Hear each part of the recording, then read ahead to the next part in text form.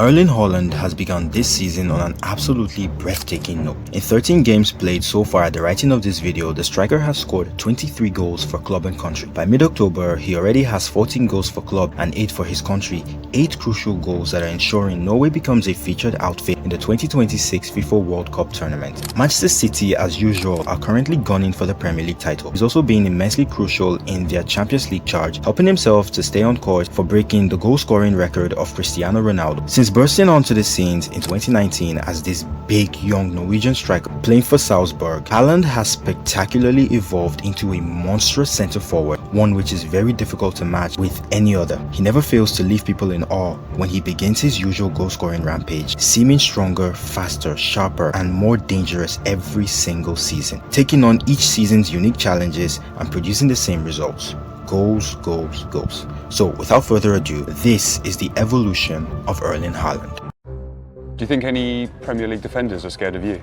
I don't know. You have to ask people. They'll probably say no, but maybe they are. Now I must mention one of the key factors to Haaland's current growth has been his manager Pep Guardiola. Pep Guardiola, a tactical revolutionary, one responsible for one of the most dramatic tactical shifts in modern football, is a manager who loves to evolve. It's the one constant with him. When Guardiola first took charge in 2016, his focus was heavily on positional play, with strict adherence to ordered build-up routine and established zones. Gradually, his system evolved into a more dynamic hybrid system, which involves players changing their positions constantly depending on the orientation of their opponents. Haaland, when he first burst onto the scenes, rising to prominence in 2019, was your traditional poacher, a very good one at that. He was one who mostly operated in the box, looking for opportunities to pounce on. He combined athleticism and intelligence in order to put himself in ideal locations to find the center of the net or breathe life into attacks. Blessed with Syrian pace and always on the lookout to exploit openings in the opposition's defense, his runs in behind have been a huge weapon, quick to recognize when his opponent is preoccupied or caught ball watching. Plus, when a gap opens up between markers, Haaland pounces to offer a great option for his teammates, timing, angling and directing his surges so he can remain onside and avoid his tracker. Once in full flight, there is no stopping Haaland due to his explosive acceleration and pace. It is also important to note how he will often time his runs so he can enjoy separation from his man, allowing him to burst ahead unimpeded. However, the thing that made him special was that he had the potential to be just more than that. His size, pace and height would very often become important tools for his overall play. His immense presence in attack attracts defenders onto him, which freed up space for some of Dortmund's dynamic wide men, Jadon Sancho, Thorgan Hazard and Achraf Hakimi. When Haaland arrived at Manchester City, he arrived at a team which for about 2 seasons had been playing without a striker. I've been watching City since I don't know for how long, as long as I can remember, and especially with Pep now, and when I played in Salzburg, when I played in Dortmund, I was watching them and at times I felt that they were missing a little, maybe the striker in the box, Who could that be? An aging and injury-prone Aguero was frozen out, and the only other striker in the team was Gabriel Jesus. Bernardo Silva, Kevin De Bruyne, Phil Foden, Raheem Sterling and Ilkay Gundogan would often alternate in this role, and they did well. These players had great movement, they were very effective finishers. However, they were not natural goal scorers. I knew I was going to score goals because last season, how many goals did City score? Probably 100.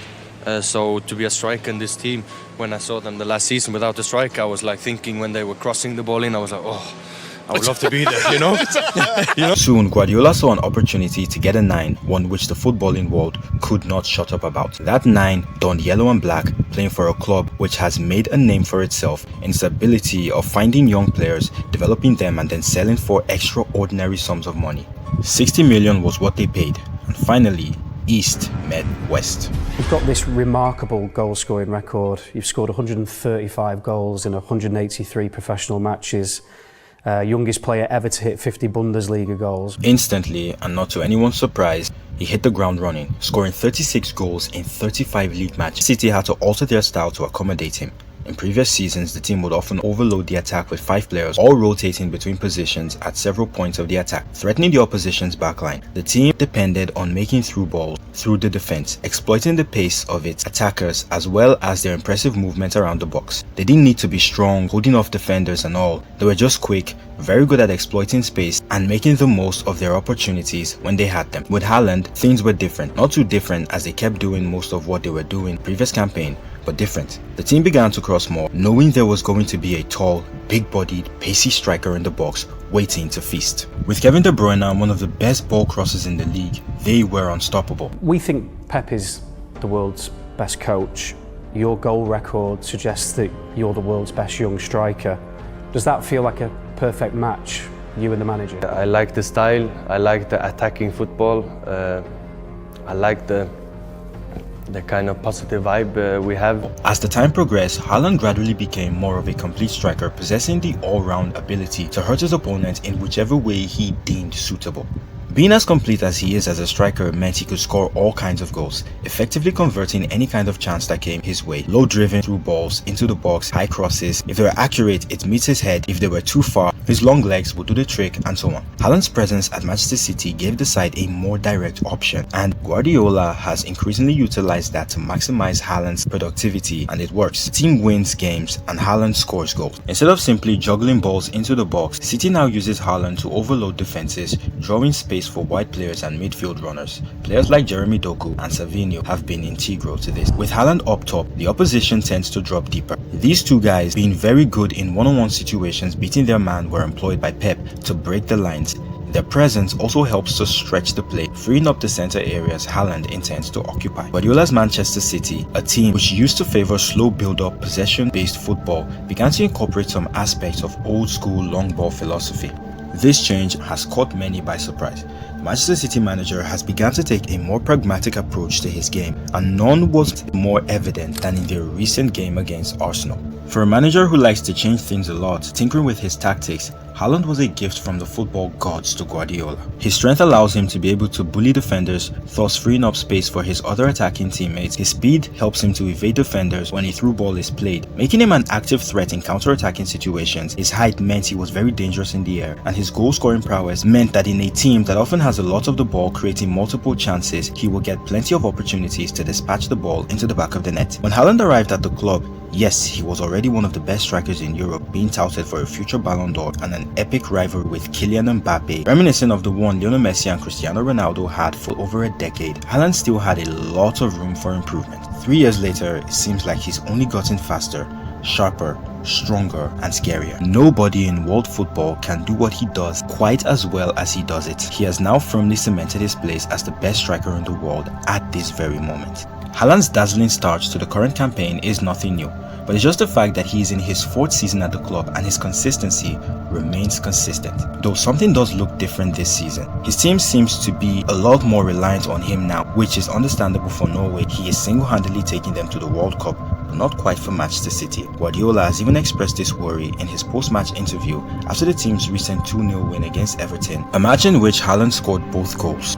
They have to make a step up and score goals. We play to provide Erling with quality and passing, but other players have to step up. The chances were clear, and they have to score. At this level, they have to demand themselves. Chances from Savinho and Jeremy and Tijani, they have to score. They have to do it, otherwise we can't do what we want to do. This makes sense as Manchester City as a club are always in serious contention for the biggest trophies, and Haaland does have the tendency for getting injured at some stages of the season. The ankle injury he suffered last season kept him out for a large portion. Compound that with Rodri's absence, absolutely derailed their season. They do have Marmoush, but expecting him to put out Haaland's numbers is unrealistic. He'll need the rest of the squad to be on board and chipping in with goals, which hasn't been a problem for Guardiola's side in the past. In fact, they were quite famous for having goals properly distributed amongst the players in the squad. Aguero was the goal scorer, but Sterling, Sané, De Bruyne, Mahrez and co each made their contributions. In fact, they were able to hold it down playing without a striker for a season or two prior to Haaland's arrival. The Norwegian phenomenon has also had a very consistent season. Prior to the last international break, for the first time in his career, he had scored in 9 consecutive appearances for club and country. He scored a hat-trick during the break, bringing him to 10 matches. Haaland, now 25 years old, has gotten stronger. He is now extremely difficult to mark. Add his pace into the mix and you see why he's become a figure of terror for defenders.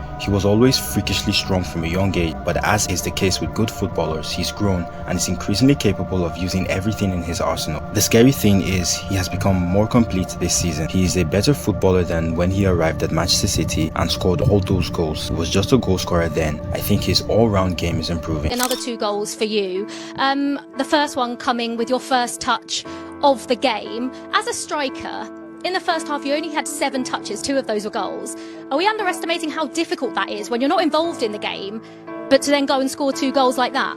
I still think I'm involved in the game, doing movements and giving space to others. So it's not only about touching the ball if you're involved in the game or not. I think you can be involved in the game many other ways, and that's my job. One of the most impressive things about him is how clinical he is as a striker. Because of how much of a threat he is in attack, defenders are always making sure to stifle his movements by getting close to him. Haaland has to work extremely hard for very little time on the ball, and when he does get it, he's inevitably under a lot of pressure from defenders. The Norwegian, therefore, does most of his on-ball work with his back to goal, fighting off defenders constantly, often just to lay the ball off to a teammate if he manages to get a touch at all.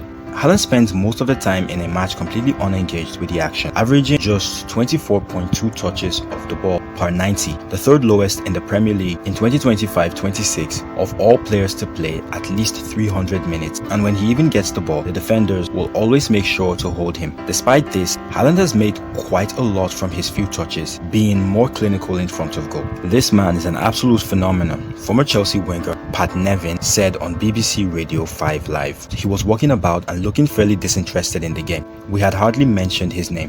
The ball has landed to him twice and never for a millisecond do you think it's going to end up anywhere but the goal. The thing with Haaland when you see him at his very best is that he just looks like a grown man playing with kids. He has got that back again, hasn't he? People just bounce off him. His pace is extraordinary and he looks superhuman. He is alive again. This season, Haaland has become the fastest player in history to score 50 goals in the Champions League and is touted as the most likely to surpass Cristiano Ronaldo's record of 141 Champions League goals. In that rhythm, yes, he could break the record. If he's not injured, he could play 10 to 12 more years and he maintains this progression absolutely. What can I say? The numbers speak for themselves. We are lucky to have him. Ruud van Nistelrooy, Robert Lewandowski, the 2 monsters, Cristiano Ronaldo and Messi. For Erling to be there is unbelievable. Something about last season's drop-off flipped a switch in Guardiola's head. He seems to have undergone a radical change in style, which to my observation has benefited Haaland more than any player in the team.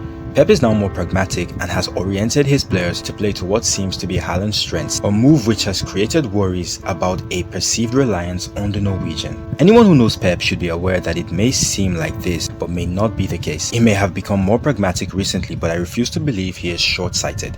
Injury Rodri last season, linchpin to his system, is what led to last season's catastrophe in the first place. He will always have a plan B, as he has shown time and time again. Haaland just happens to fit the profile of what his new style demands from his striker, I hope. And even if it were tailored solely for Haaland, it's hard to believe that Guardiola wouldn't have spared any thought for what happens if Haaland isn't playing for an extended period. Frankly, the key part of his evolution all boils down to the major component of all forms of evolution: time. Haaland is now 25 years old, the prime of his career.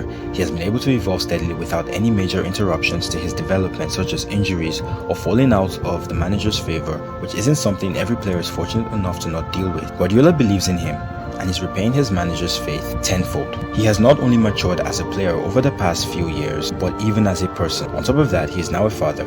He embodies many things Guardiola likes in his players: talent and a good mentality and attitude. You can say so. I've never felt better than I do now. So yeah, you can say so. I think it's about preparation first of all, getting ready for the games. You can be physically ready, but you need to be mentally ready as well. And to be honest, I think with a kid, it makes me even better because I actually disconnect more than ever. I don't think of football at all, which sometimes when you're younger, you think of this and that and maybe worry a little bit about things. But when I go home, I relax even more. So I think I need to give a shout out to my son. As Guardiola has been evolving as a manager, so has the Norwegian as a player, and it seems to be working out great for them. Manchester City is in the Premier League title race. They are certainly favourites for the Champions League. Haaland is inching closer to Ronaldo's Champions League goal scoring record and will certainly be awarded the Ballon d'Or soon.